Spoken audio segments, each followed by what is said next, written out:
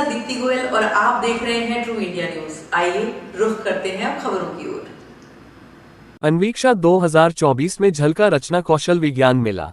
प्रतापनगर जोधपुर स्थित श्री महालक्ष्मी बालिका उच्च माध्यमिक विद्यालय द्वारा शनिवार को आयोजित जिला स्तरीय विज्ञान मेला अन्वीक्षा 2024 विद्यार्थियों के सृजनशील से परिपूर्ण रहा और पूर्ण रूप से सफल रहा।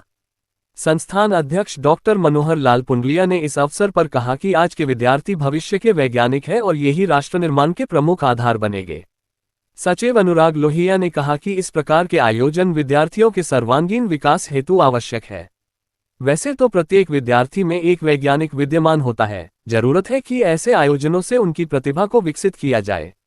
अतिथियों ने विद्यालय के इस आयोजन को सराहा और भविष्य में ऐसे आयोजनों की अपेक्षा की तथा अतिथियों ने प्रतिभागी विद्यार्थियों से बात कर उनका उत्साहवर्धन किया।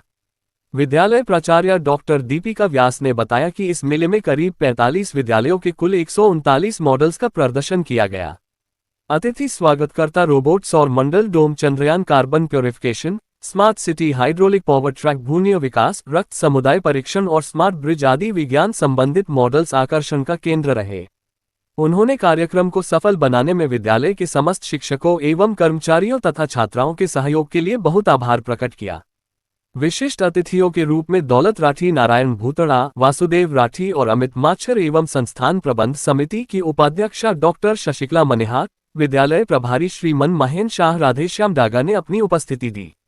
निर्णायक मंडल में सभी इकाइयों के प्राचार्यगण ने अपनी भूमिका निभाई। कार्यक्रम के अंत में विद्यालय उप प्रधानाचार्य श्रीमती रश्मि तो जानते हैं इसके बारे में, इन्होंने जो ये तैयार किया इसके बारे में जानते हैं, ये किस टाइप काम करता है और ये इसके बारे में बताइए। Hello sir, my name is Shaista, I am from Shri Mahalakshmi girls senior secondary school. ये कार्बन प्योरिफिकेशन का प्रोजेक्ट है। जैसे हम देख सकते हैं कि वातावरण में आजकल कितना प्रदूषण है या पॉल्यूशन है।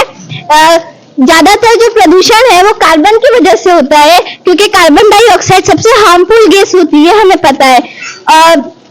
फैक्ट्रियों से या फिर गाड़ियों से हम जानते हैं कि कितना सारा धुआं निकलता है या फिर कितने सारे पॉल्यूशन निकलता है। तो हम यहाँ पे इंडस्ट्री यानी कि फैक्ट्रियों का दिखा रहे हैं कि फैक्ट्रियों में से जितना भी धुआं निकलता है वो इस गीली पट्टी के ऊपर चिपक जाता है। हम जानते हैं कि कार्बन जो है वो हाइड्रोजन के साथ बहुत अच्छा बॉन्ड बनाता है और पानी में हाइड्रोजन होता है और ये कार्बन और हाइड्रोजन दोनों आपस में बॉन्ड बनाते हैं, जिसकी वजह से कार्बन के कण जो है वो इस पट्टी के ऊपर चिपक जाते हैं और फिर ये जो पट्टी है ये पानी के अंदर चले जाते हैं। तो जितने भी कार्बन के कण निकलेंगे वो सारे इस पानी के अंदर चले जाएंगे। हम इस पानी को थोड़े दिन तक रख सकते हैं, फिर इस पानी को हम वापस से रिड्यूस करके यानी कि रिएक्शन या केमिस्ट्री के रिएक्शंस के द्वारा हम क्या करेंगे, इसमें इस पानी में से कार्बन को अलग कर लेंगे और फिर उस कार्बन का वापस से यूज कर सकते हैं। तो इससे पॉल्यूशन भी कम होगा और हमें पता है जो कार्बन तो हमारे पास यूज हो गया और बाकी जितनी भी गैसेस बची जैसे कि नाइट्रोजन, सल्फर, ये वातावरण में रही है, क्योंकि हमें पता है कि कार्बन सबसे हार्मफुल गैस है। तो बाकी जो गैस होगी वो इतनी नहीं होगी, तो पॉल्यूशन सबसे कम होगा। आपने जाना कि पोल्यूशन के बारे में जो बढ़ती हुई फैक्ट्रियों को लेकर इन्होंने काफी अच्छा संदेश देने के लेकर पानी को वापस रीयूज करके और उसका अच्छा उपयोग लेने के साथ ही इन्होंने पूरी जानकारी दी। जय हिंद, जय भारत, वंदे मातरम। हम चंद्रयान पे जो चंद्रयान लॉन्च हुआ वो आप देख सकते हो, अभी ये चंद्रयान का जो दृश्य है इन्होंने यहाँ पे ये चंद्रयान का जो दृश्य है वो पूरा दर्शाने की कोशिश की। इसके बारे में चंद्रयान के बारे में जानते हैं, जी बताइए।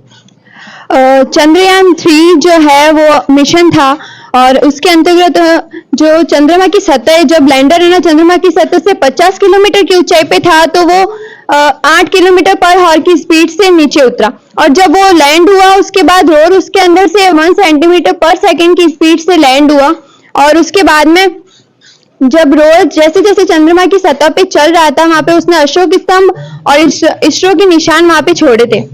जी बताइए आप इसके बारे में। जैसे कि आप लोग जानते हैं कि चंद्रयान 3 चांद की सतह पर पहुंच चुका है।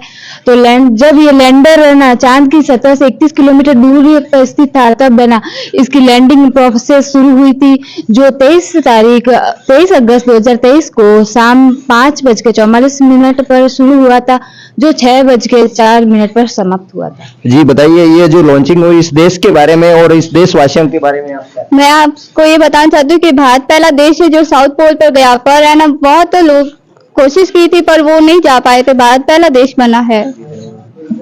आप भी क्या कहना चाहोगे, आपने ये प्रोजेक्ट बनाया और यह एक उपलब्धि जो भारत को मिली है उसको लेकर?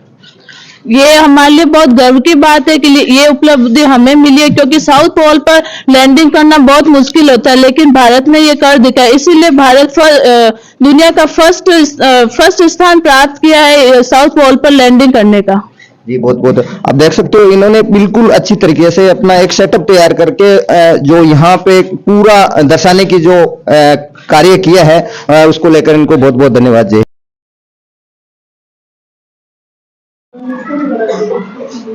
आप देख सकते हो यहाँ इसरो ने जो चंद्रयान जो लॉन्च हुआ उसका दृश्य आप देख रहे हो, और इनसे जानते हैं इनके बारे में क्या कहना चाहोगे। चंद्रयान 3 भारत के लिए बहुत गौरव का विषय रहा है। इसमें बहुत सारे वैज्ञानिकों की सहभागिता रही है। हम वैज्ञानिकों को धन्यवाद देना चाहते हैं कि उनकी वजह से आज ये सफल मिशन हो पाया है। यह दक्षिणी ध्रुव पर जाकर भारत ने पहला स्थान प्राप्त किया है, जिसके भारत बहुत गौरव की बात है। भारत ने पहला स्थान इसीलिए प्राप्त कर पाया जिसके अंदर बहुत सारे वैज्ञानिकों की सहभागिता थी। एम मोहन कुमार की बहुत बड़ी भागीदारी थी, जो इस मिशन के डायरेक्टर थे। हम सभी उनका धन्यवाद देना चाहते हैं, उनकी वजह से आज भारत का नाम इतना रोशन हो पाया। जी धन्यवाद। हम राजस्थान के जोधपुर जिले में हैं, जहां विज्ञान मेला चल रहा है, और इनसे जानते हैं कि इस विज्ञान मेले को लेकर बताइए। मैं डॉक्टर दीपिका व्यास, प्रिंसिपल श्री महालक्ष्मी उच्च माध्यमिक विद्यालय। आज हमारे विद्यालय में जिला स्तरीय विज्ञान मेले का आयोजन किया गया, जिसका नाम हमने दिया है अन्वीक्षा 2024। इसमें इस विद्यालय के अलावा जोधपुर के 45 विद्यालयों ने भी अपने models working and non working दोनों ही प्रस्तुत किए हैं, और 600 बच्चों ने कम से कम यहाँ पर विजिट किया है, जिन्होंने अपने न्यू आइडियाज यहाँ पर हमारे साथ में शेयर किए हैं। ये एक इंटर स्कूल कंपटीशन था, जिसकी 2 कैटेगरी थी, 6 to 8 एंड 9 to 10th।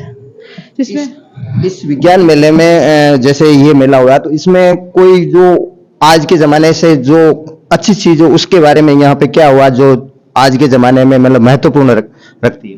इसमें बहुत सारे बच्चों ने स्मार्ट सिटीज के बारे में, बैंक लॉकर्स के बारे में, प्रदूषण को कैसे रोका जाए, अर्थक्वेक के बारे में, ये बहुत सारी जानकारी नई तरीके से देने की कोशिश की है, जिनसे उनकी नई सोच के बारे में पता चलता है। जी बहुत बहुत धन्यवाद।